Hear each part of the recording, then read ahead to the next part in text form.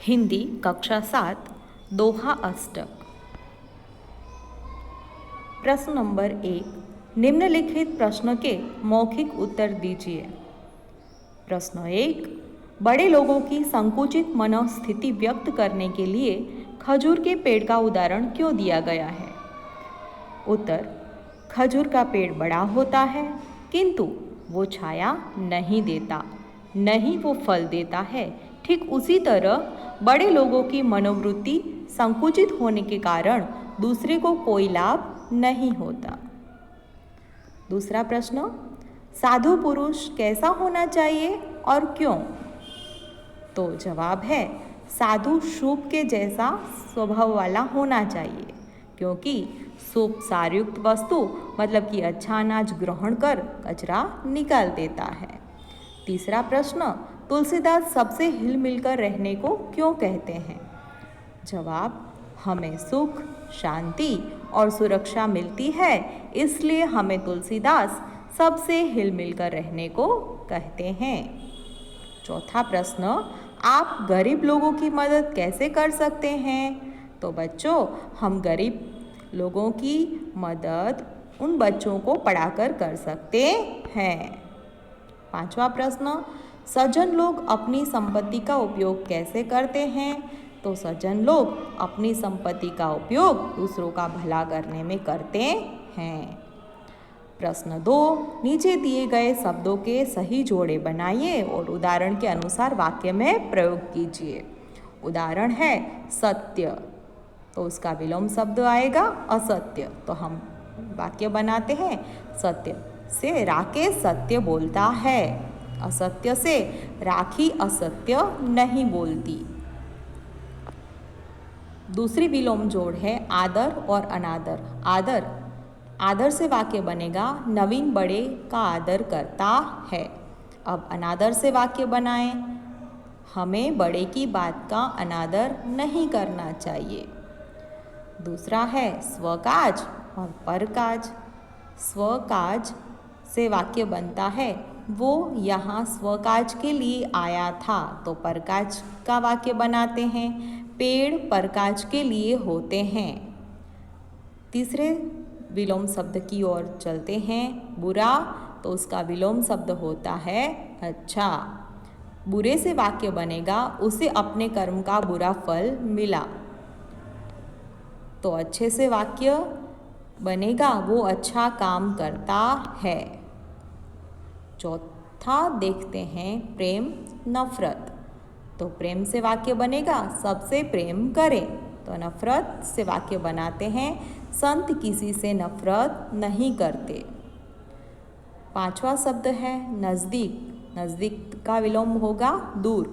नज़दीक से वाक्य बनता है मेरा घर नज़दीक है, तो दूर शब्द से वाक्य बनेगा पाठशाला बहुत दूर है।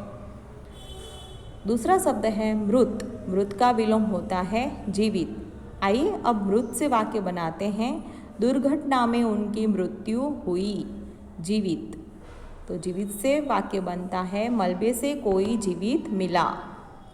छोटा, तो उसका विलोम है बड़ा, मेरा घर छोटा है। बड़ा शब्द से वाक्य बनेगा वह बड़ा आदमी है। तीसरा प्रश्न है अंदाज अपना अपना। कभी कभी कुछ इलाकों में बारिश बिल्कुल भी नहीं होती, नदी नाले तालाब सूख जाते हैं, फसलों के लिए पानी नहीं मिलता, खेत सूख जाते हैं, पशु पक्षी जानवर और लोग भूखों मरने लगते हैं। ऐसे समय में वहाँ रहने वाले लोगों को मदद की ज़रूरत होती है। तुम भी लोगों को मदद कर सकते हो, सोचकर बताओ तुम अकाल में परेशान लोगों की मदद कैसे करोगे? तो बच्चों, यहाँ हमें सोचना है कि हम किस तरह से उन लोगों की मदद कर सकते हैं। तो हम उन लोगों के लिए धन इकट्ठा करेंगे, अनाज एवं दूसरी ज़रूरी चीज़ें खरीदकर उन्हें दे सकते हैं। इसी तरह आप भी अपने हिसाब से सोचकर यहाँ लिख सकते हैं। प्रश्न नंबर 4, निम्नलिखित दोहों का भावार्थ स्पष्ट करने के लिए भिन्न भिन्न उदाहरण दीजिए। तो यहाँ पहला दोहा है साधु ऐसा चाहिए जैसा सूप सुभाए। सार सार को गही रहे, थोथा दे उड़ाए। कबीर का मानना है कि साधु के कपड़े पहनने से कोई साधु नहीं बन जाता। साधु वह है जिसकी बुद्धि शुद्ध हो।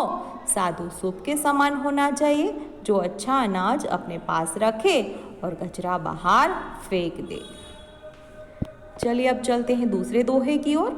तुलसी हाय गरीब की कभू न खाली जाए, मुए ढोर के चाम से लोह भस्म हो जाए। तुलसीदास जी कहते हैं कि गरीब को कभी नहीं सताना चाहिए। गरीब की हाय लेने से हमारा नुकसान हो जाता है। जब मरे हुए पशु के चमड़े से बनी धोकनी से लोहा जल जाता है तो जिंदा व्यक्ति की हाय क्या नहीं कर सकती। वह तो सताने वाले का सर्वनाश ही कर देती है। इसलिए कभी किसी गरीब को सताना नहीं चाहिए और उसकी हाय कभी नहीं लेनी चाहिए।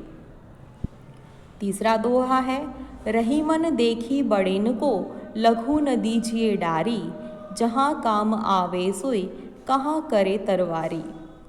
लोग बड़े लोगों के ठाट बाट से प्रभावित होकर साधारण लोगों की उपेक्षा करने लगते हैं। रहीम जी कहते हैं कि बड़े लोगों से प्रभावित होकर सामान्य लोगों से मुंह मोड़ना अच्छा नहीं है। युद्ध में तलवार भले काम की हो, पर कपड़े सिलने के लिए तो छोटी सुई ही काम आती है। जो काम छोटे कर सकते हैं वह बड़े नहीं कर सकते हैं। इसलिए समाज में छोटों का भी महत्व है, हमें उनसे मुंह नहीं मोड़ना चाहिए। अब चलते हैं स्वाध्याय की ओर। निम्नलिखित प्रश्न के उत्तर दीजिए। प्रश्न 1, साधु कैसा होना चाहिए?